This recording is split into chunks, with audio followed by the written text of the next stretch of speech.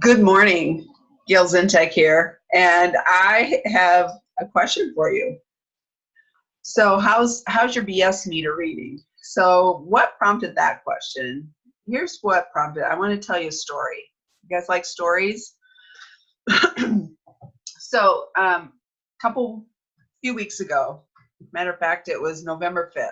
Hosted an open house at my sister's at her listing. We had listed it. We went, we were getting some showings, but I thought, let's get a first look open house. Lots of people came through. We had probably 12, 14 groups through, and Bob came through. Bob came through my open house, and he looked around and he asked if he could go out to the garage, open the garage. Meanwhile, I'm, asking questions and engaging with the other guests that are there at the open house. And then Bob came back in and he was on a live stream, FaceTime with his wife and his daughter. And he was taking them through the house and he was showing the house. And then when he came back, he says, "So what would it take to write an offer on this house?" I said, "Well, you would fill out paperwork." He says, "I'm an unrepresented buyer." I said, "Okay, well, I could send you all the documents. You can look them over. And if you want to write up an offer, we can do that." And so he's like, "Okay." So then he continued through the house and came back and he said, and it was kind of slow at this time. So I said, "Well, I've got my computer here. I can pull up the paperwork and you can look at it." And so we were sitting at the dining room table. We were going over the purchase agreement. And I was explaining things to him. And he says, "Can you start filling it out?"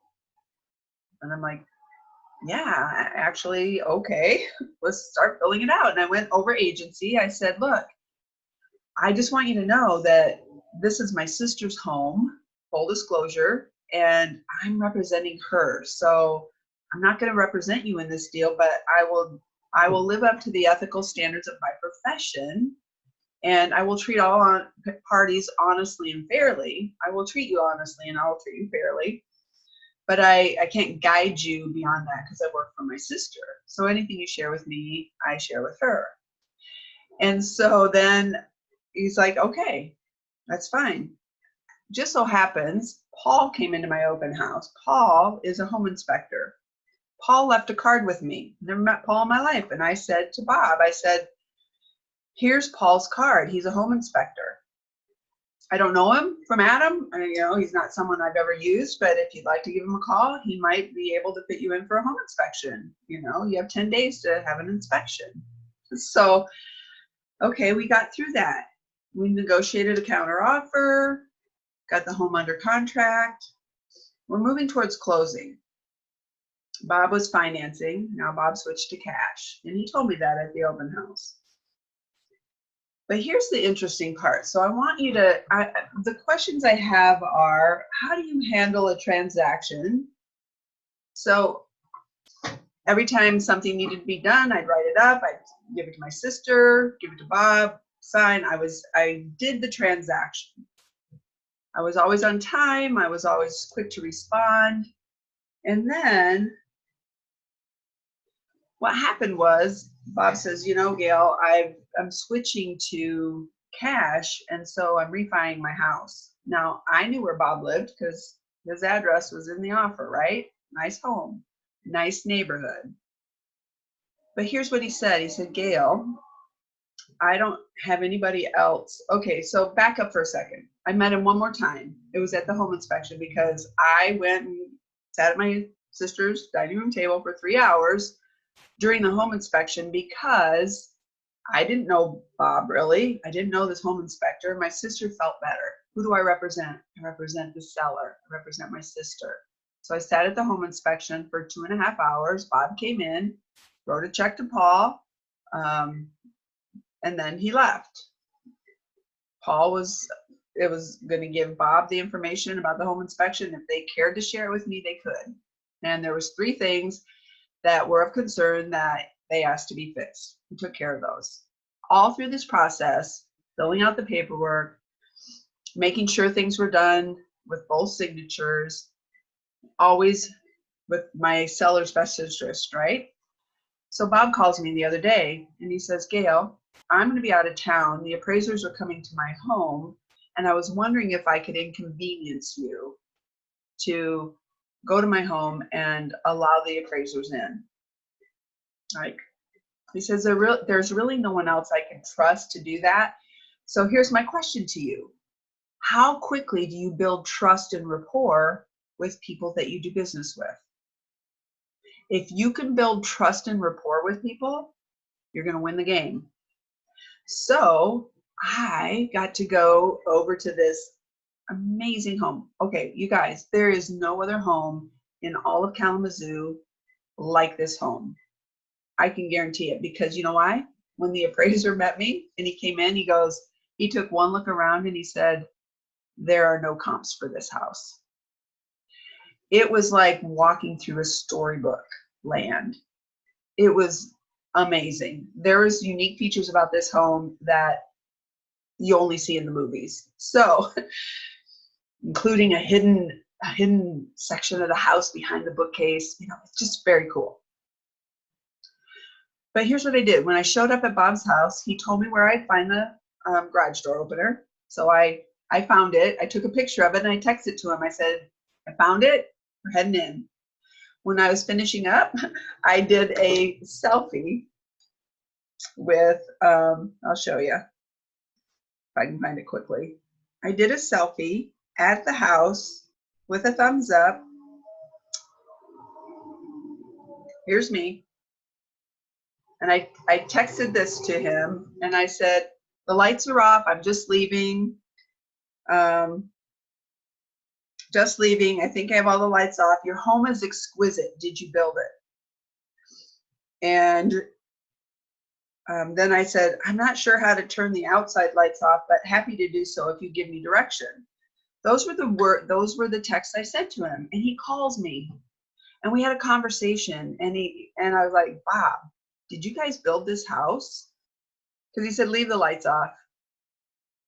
And he said, well, we renovated it 9 years ago. He says, I'll have to have you over to look at what it looked like before. Before it looked like every other house in the neighborhood.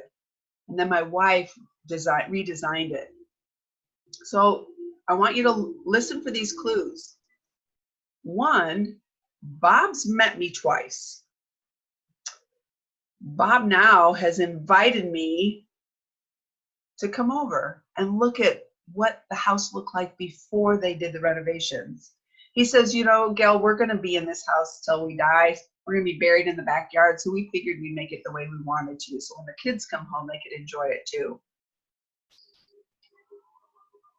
I'm not looking for anything from Bob, but I can guarantee you, Bob's a business owner. Bob knows people. Bob likes the interaction that we have. Perhaps there's an opportunity to work with Bob in the future, right? Maybe Bob will think highly of Steve and I and refer us to other people, perhaps. But here's my follow-up. See, I'm getting another side of the commission because Bob chose to work with me. I've already decided in my mind, I wasn't expecting that, so I am earmarking that for a fun vacation that I'm planning. Steve and I are planning with our granddaughter Zoe for next year. I'm going to send Bob a card. See, I took pictures of the front of Bob's house and of the back of Bob's house and of the flag that flies there with the emblem of their last name. And I'm going to send a card. And I'm going to thank him for the trust. I'm going to thank him for the opportunity to go in and see his magnificent home. I'm going to thank him for the opportunity to come over in the future and take a look around and have him explain the things that they've done. I'm going to thank him for the opportunity to allow my husband Steve to come in and see this amazing home as well.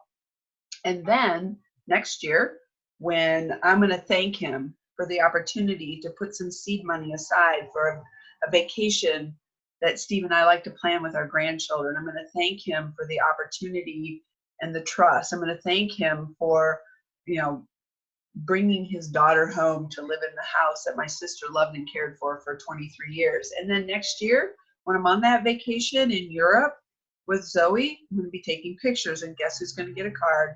Bob's going to get a card. Bob is going to get a card because Bob was in part connected. I will connect the dots and I will show him how he was instrumental in that vacation. So I wanted to share that with you because the title, How's Your BS Meter? Like when you're talking to people, are you saying things that you don't really mean? Are you just saying things to try to get things done? Are you being your authentic self? Are you being that authentic person that's representing your seller, that people can read and feel comfortable around, that you're a trustworthy person? So how's your BS meter? How do you follow up? How do you leave people feeling after an interaction with you? I think Bob felt at least comfortable enough to invite me into his home to allow the appraisers in. And the rest, as Paul Harvey would say, the rest of the story can't be told yet because I don't have it. Here's the deal. Live each day your authentic self, walking the walk, treating people the way you want to be treated, showing up, adding value, building rapport, and people will be drawn to you. Don't be neutral. Be you. Some people will love you. Some people will walk away from you. That's okay. Because at the end of the day, if you're comfortable being who you are, you will win the game. Mindset. Takes a strong mindset. Every single day, work on it. You owe it to yourself to be the best version of you that draws other people to you that want to build and have a better future. So I hope you've enjoyed this. Be authentic. I was clear in my message when I told him, Bob, I work for my sister.